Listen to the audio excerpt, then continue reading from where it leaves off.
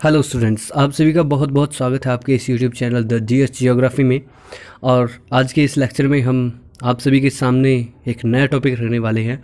और हाँ, ये जियोग्राफी की लेक्चर से सबसे अलग वीडियो है, तो हम आपसे एक उम्मीद करेंगे कि आप इस वीडियो को साथ के साथ शेयर करें और चैनल पर नए हैं तो चैनल को सब्सक्राइब ज़रूर कर लें और बेल आइकन को ज़रूर प्रेस कर लें ताकि जब भी हम कोई नई वीडियो डालें तो वो आपको सबसे पहले मिले। तो बच्चों, आज की इस वीडियो में हम जिक्र करेंगे महासागरीय गतिशीलता, सागरीय लहरें, धाराएं, ज्वार भाटा और सुनामी के बारे में।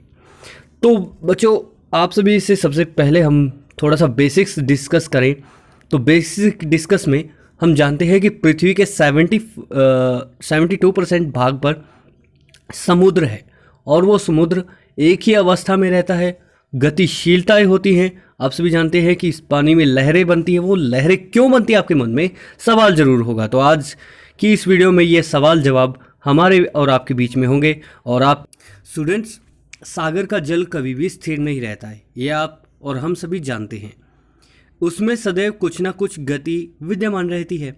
ऐसे पवनों के चलने से, उसमें नदियों द्वारा जल गिराने, पृथ्वी के घूमने और सूर्य और चंद्रमा के गुरुत्वाकर्षण की शक्ति के कारण होता है। समुद्र की गतियाँ 4 प्रकार की होती हैं। कौन कौन सी? वेव्स यानी तरंगे या फिर समुद्री लहरें, धाराएं, और तीसरे नंबर पर आती है टाइड्स, हाई टाइड्स जिन्हें हम कहते हैं। और चौथे नंबर पर आती है हमारी सुनामी।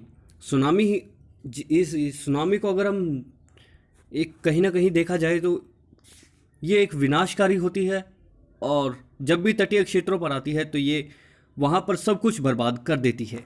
महासागरीय गति 4 प्रकार की होती है जी।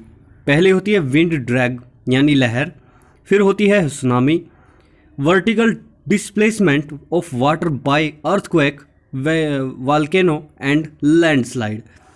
देखिए, सुनामी क्या होती है? जो वर्टिकल डिस्प्लेसमेंट यानी वर्टिकल तौर पर जो डिस्प्लेसमेंट होती है वाटर की, वो किस द्वारा होती है? भूकंप द्वारा, ज्वालामुखी द्वारा और भूस्खलन द्वारा। फिर है जी हमारी समुद्री धारा यानी विंड ड्रैग, सैलिनिटी डिफरेंस। देखिए, जब भी समुद्री जल में सैलिनिटी यानी लवणता की मात्रा अलग अलग हो, समुद्री धारा तब उत्पन्न होती हैं। और अब बारी आती है हमारे ज्वार भाटा की, यानी gravitational force of sun, moon and earth along with centrifugal force. यानी जब कहीं ना कहीं एक गुरुत्वाकर्षण बल किसका होता है? सूर्य का, चंद्रमा का और धरती का, अलोंग विद सेंट्रीफ्यूगल यानी अपकेंद्रीय बल द्वारा ये ज्वार भाटा उत्पन्न होता है। बच्चों, अगर इसको मैं आसानी से समझाना चाहूँ तो अगर हम पेड़ के एक रस्सी बांध दें और उस रस्सी को कुछ इस तरीके से हिलाएं, तो जब ये हिलने की रस्सी तो वैसे ही रहेगी, लेकिन जब इसकी गति यानी जो आकृति है उसमें परिवर्तन आएगा तो ये एक समुद्री जल की लहर की तरह ही बनेगी। क्लियर? और अब हम दोबारा देखते हैं जी। देखिए, अगर हम रस्सी को ऐसे ऐसे हिलाएं जैसे जैसे पिक्चर में दिखाया गया है, तो उस हिसाब से इसमें एक तरंगों की बनावट। देखिए बच्चों, 2 लगातार करंट्स के बीच मध्य दूरी की यानी वेव लेंथ के बारे में जाना जाता है। देखिए, जब 2 लहरें अलग अलग होंगी, जैसे कि डायग्राम में ऊपर दिखा रखा है, तो 2 लहरों के बीच का जो डिस्टेंस है उसे हम किस नाम से जानते हैं? वेव लेंथ के नाम से।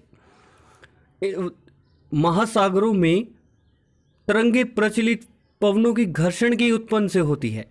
देखिए, आपने कभी तालाबों में भी जल वेदिकाएं दिखाई दी होंगी, यानी पानी में एक। जी हाँ, वो जल वेदिकाएं क्यों उत्पन्न होती हैं? क्योंकि वहाँ पर भी हवाएं चलती हैं और हवा के उससे एक आकृति बनती है जो पानी के ऊपर अनस्टेबिलिटी होती है, और वो पानी एक किनारे से दूसरे किनारे की ओर मूवमेंट करता है।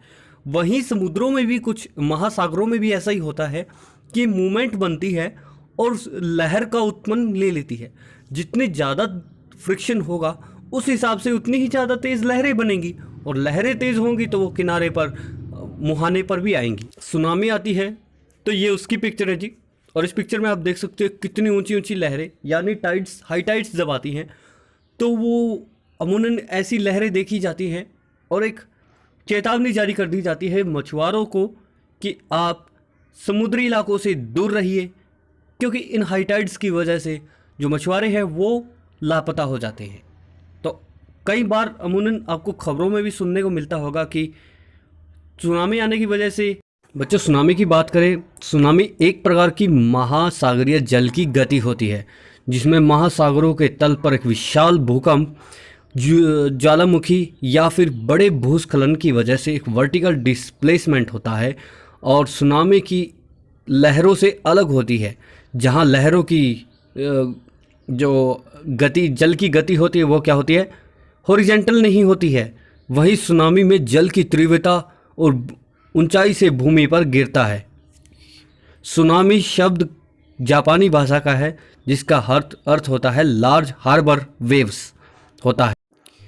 सुनामी अपनी शक्ति और जान माल के नुकसान का कारण मानी जाती है।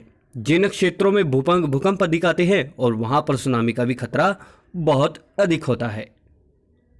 और कहीं ना कहीं सुनामी जान माल का तो नुकसान करती ही है, वहीं दूसरी तरफ आर्थिक नुकसान। सुनामी कुछ इस कदर आती है कि सागर में इस तरीके से ऊंची ऊंची लहरें उठती हैं और किनारों पर आकर ऊंचाई से गिरती है, तो जिस वजह से कहीं ना कहीं जान माल को नुकसान पहुंचता है। जिस तरीके से इस इमेज के द्वारा हम आपको समझाना चाहते हैं, और कहीं ना कहीं वो जान माल का नुकसान तो करती ही है, वहीं दूसरी तरफ एक आफत को भी, ये एक प्राकृतिक आपदा भी है। बच्चों, भारत के पूर्वी तट पर सन 2000 में भूकंप की विशाल सुनामी आई थी। परिणाम स्वरूप जानमाल की बहुत हानि हुई थी। प्रशांत और हिंद महासागर में कई देशों में सुनामी के पूर्व कुछ ऐसे इंफॉर्मेशन सिस्टम लगाए हुए हैं कि वो सुनामी आने से पहले ही चेता देते हैं कि किस कदर की हानि वहाँ पर हो सकती है। तो अमूमन उम्मीद करते हैं आपको वीडियो बहुत अच्छा लगा होगा। वीडियो अच्छा लगा है तो वीडियो को लाइक और शेयर करना बिल्कुल ना भूलें। मिलते हैं किसी नई वीडियो में किसी नई जानकारी के साथ, तब तक के लिए मेरी इजाज़त दिए। जय हिंद, जय भारत।